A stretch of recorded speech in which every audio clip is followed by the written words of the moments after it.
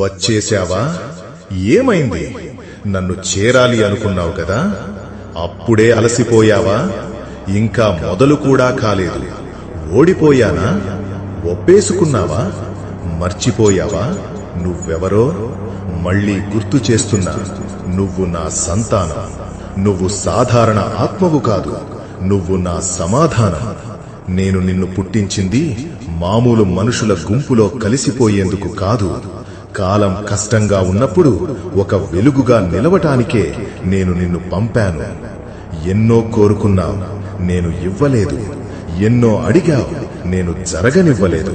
నేను నీకు బాధలు ఇచ్చాను, అడ్డంకులు పెట్టాను, వేదన ఇచ్చాను. నువ్వు లోపల ఎంతో ఏడ్చేస్తున్నావు, నాకు తెలుసు. కాని ఎందుకు నేనిలా చేస్తున్నాను? ఎందుకంటే నిన్ను బలంగా చెయ్యాలి అనుకున్నాను కాబట్టి. నీ ప్రతి కన్నీరు, నీ ప్రతి గాయం, నీ ప్రతి ఒంటరితనం అన్నీ ఒక్కవైపుకే నిన్ను తీసుకువెళ్తున్నాయి, నా వద్దకు.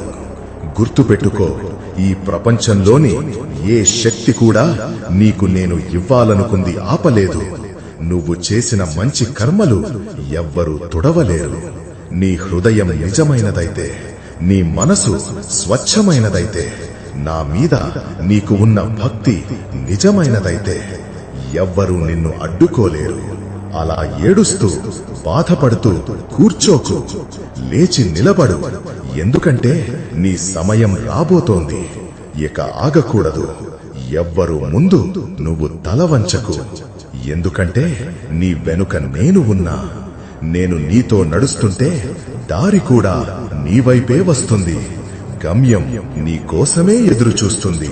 నీ తలరాత కూడా తనని తాను మార్చుకుంటుంది.